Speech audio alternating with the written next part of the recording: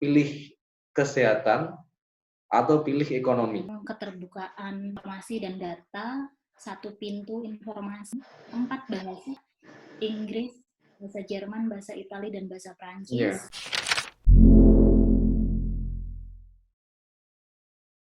Mungkin yang bikin isu di Indonesia itu pilih kesehatan atau pilih ekonomi, kan gitu. Kalau memilih kesehatan, kebijakannya adalah lockdown total. Tapi itu tidak bisa dilakukan. Karena kalau lockdown total, ekonominya akan lumpuh. Akhirnya setengah-setengah.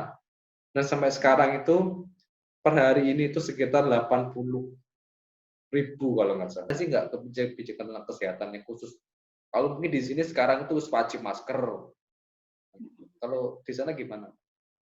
Iya, kalau di sini bertahap ya. Maksudnya nggak langsung wajib masker juga, Will, karena mereka tanggal 16 Maret lockdown, terus kayak langsung otomatis teratur gitu, orang-orangnya nggak pada keluar rumah karena semuanya home office, work from home, kecuali tenaga kesehatan. Nah, sekolah atau penitipan anak itu buka hanya untuk anak-anak yang orang tuanya bekerja di sektor kesehatan.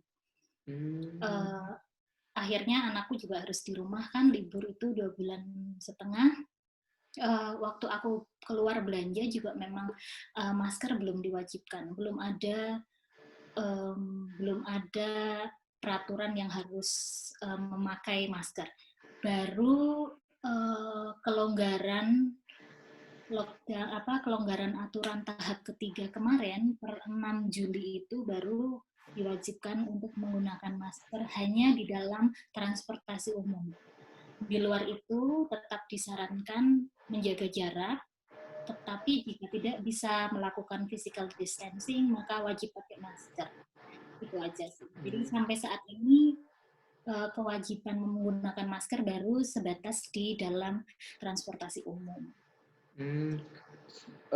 Kalau di sini ya ada kebijakan mungkin yang kalau yang masuk itu satu kantor minimal 50% atau mungkin sekarang itu ada kebijakan pemerintah pusat itu di salah satu kementerian itu bagi yang kotanya itu high risk ya, namanya itu COVID-nya tinggi, itu maksimal pegawainya yang masuk itu adalah 25%.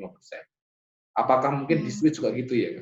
Atau kalau di sini aturannya sepanjang pekerjaan kamu bisa dikerjakan dari rumah, ya work from home. Jadi kita work from home sampai sekarang. Jadi kayak dosen semuanya work from home ya? Iya, tidak ada kewajiban untuk datang absen dan lain-lain. Jadi memang kita masih melanjutkan work from home. Karena itu memang solusi yang terbaik untuk melakukan physical distancing yang sebenar-benarnya, ya kita menahan diri juga untuk tidak bertemu banyak orang, bahkan kita selama 4 bulan ini tidak bersalaman dengan siapapun. Salaman atau ya bersentuhan, jadi hanya kita bertiga satu rumah, satu keluarga saja yang melakukan physical contact yang terdekat. Tapi suami saya kayaknya sampai hari ini belum ngantor, saya juga belum ngantor karena memang yang pertama belum perlu, yang kedua semuanya bisa dilakukan melalui online atau daring, jadi tanpa ada menghambat pekerjaan kita maupun interaksi kita sama teman kantor. Tapi kemarin kok saya lihat kok jalan-jalan gitu. Oh iya, udah boleh jalan-jalan, tempat wisata udah dibuka semenjak 15 Juni kan, perbatasan EU sudah dibuka kan, dan itu pun mereka juga masih mempraktekkan physical distancing. Jadi meskipun kita keluar piknik sama teman, tapi kita sama sekali tidak bersentuhan. Ya, jadi maksudnya kita juga misalkan ketemu di taman gitu, kita juga tetap berusaha untuk jaga jarak, piring kita masing-masing, sendoknya nggak gantian, gelas minumnya sendiri-sendiri, kasih nama gitu. Maksudnya orang Swiss sendiri cukup sadar penuh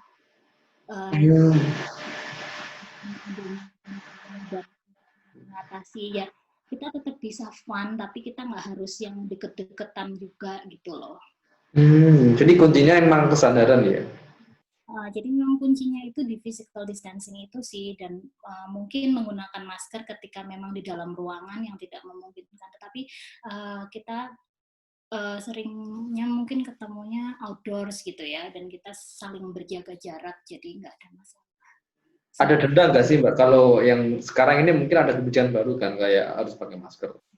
Ada sanksinya nggak sih sekarang ini?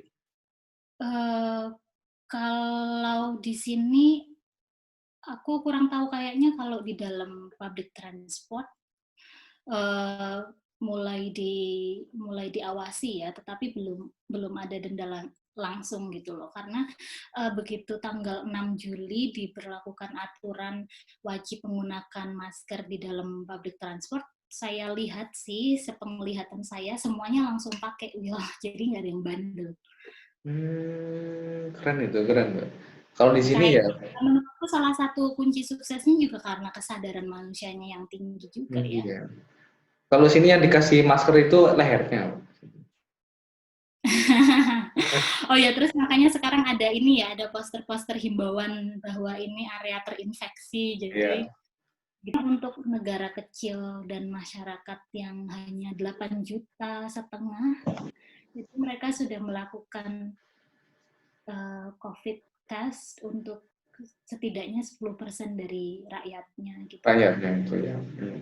Emang kalau saya lihat dari datanya itu, sekarang itu kalau saya lihat datanya di Swiss itu, sekarang kalau nggak salah sekitar 31.000 atau berapa itu yang terkonfirmasi. Ya. Tapi yang sembuh itu 29.000. Ya. Iya kan? Ya, nah, itu jadi kan mereka ada keterbukaan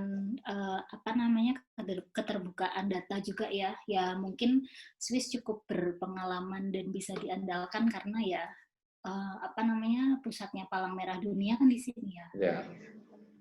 Dan yang menangani pandemi ini, yang dipercayakan untuk menangani pandemi ini kan si David Koch ini yang sangat berpengalaman di di bidang kesehatan.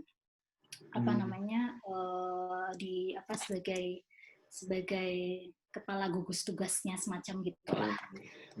Jadi memang keterbukaan informasi dan data, satu pintu informasi di web resminya mereka yang menyediakan informasi dengan 4 bahasa kalau nggak salah, Inggris, bahasa Jerman, bahasa Italia, dan bahasa Prancis. Himbauan dan aturan yang terpusat, satu poster yang ditempel di mana-mana, bahkan di depan pintu apartemenku juga ada seragam, nggak ada yang bikin sendiri-sendiri, semuanya tinggal diunduh, di-download, dicetak, ditempel ke masing-masing, dan ada beberapa tingkatan. Pertama warna merah itu waktu awal-awal ya, kemudian warna pink udah agak membaik situasinya, sekarang warna biru. Jadi permainan warna dalam poster juga mengidentifikasikan bahwa keadaan sudah semakin membaik. Kemudian waktu awal-awal itu memang setiap hari, mungkin setiap setengah jam, di sini aku dengar suara ambulans tuh, riuh banget. Latulit itu agak seram, tapi positifnya berarti pemerintah dan rumah sakit menangani pandemi ini dengan cukup tanggap ya. Bahkan ada satu daerah di Swiss yang mereka melakukan kayak home treatment, jadi ambulans yang datang ke rumah untuk tes satu-satu tanpa harus orang itu keluar, karena kalau orang itu keluar harus naik public transport, maka kan transmisinya akan lebih tinggi. Jadi ketika untuk menghindari di rumah sakit antrian dan lain-lain, jadi mereka jemput bola. Jadi satu tim itu datang ke rumah untuk melakukan swab test atau lain-lain di rumah gitu. Sekiranya tidak terlalu akut atau tidak terlalu buruk keadaannya, maka mereka diminta untuk melakukan karantina mandiri di rumah. Tapi memang sangat tracingnya memang sangat bagus di sini.